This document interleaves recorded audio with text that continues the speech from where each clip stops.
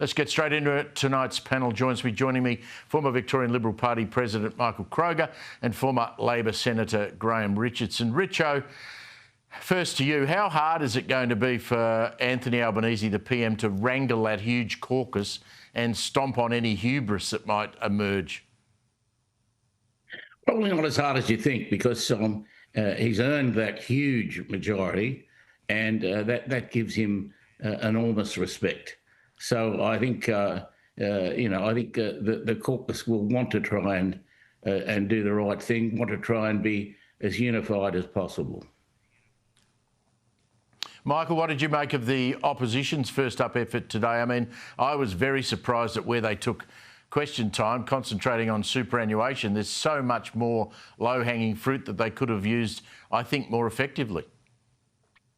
Yeah, I'm not so sure about that, Steve.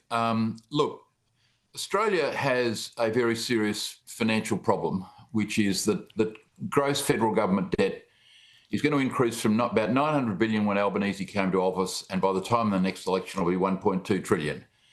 So debt will increase in this country $300 billion over the life of these two parliaments. What does that mean? Well, he can't cut expenditure, we know that. He can't deregulate, we know that.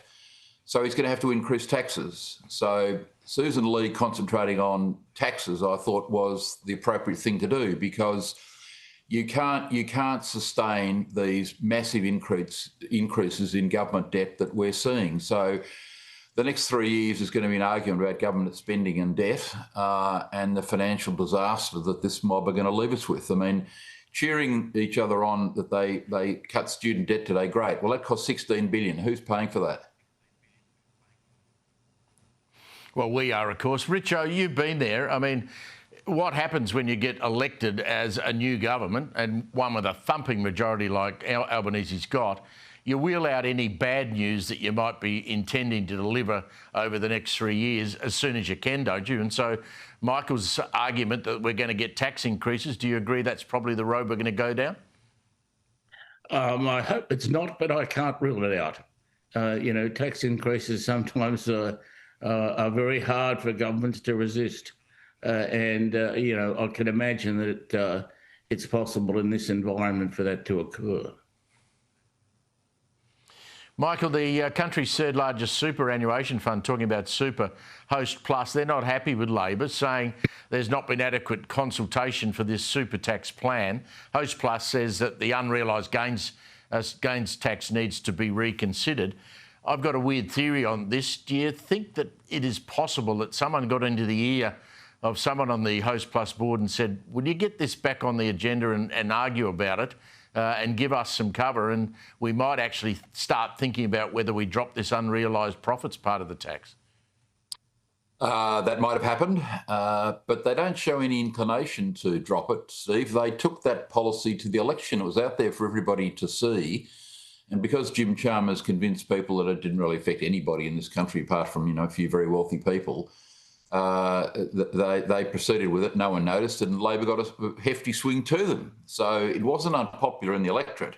What will be unpopular is when they expand unrealised capital gains taxes, or get rid of the capital gains tax discount, etc., or bring in inheritance taxes, or bring in, with the compliance of the states, an increase in the GST.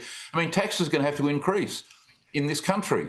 We're going to be an economic basket case if they don't increase taxes. That's the only way. That's the only Labor way. They've done it in Victoria with disastrous consequences. But if you can't cut spending and you can't deregulate to increase growth, GDP growth, you're only left with one option. The other option is you just sit there like a vegetable and see debt in this country go to unpalatable levels, as we're seeing in America. I mean, debt in America now, because of these recent changes, is going from 36 to 39 trillion. Keir Starmer just tried to cut debt in government expenditure, therefore debt in Britain, and got a whack over the head. So Labor governments can't cut debt. Conservative governments, if you call Trump a conservative, are happy to increase debt. This is a worldwide Western society problem that no one seems to be able to address. But sooner or later, as we say, the economic reality stick will hit these governments with disastrous consequences.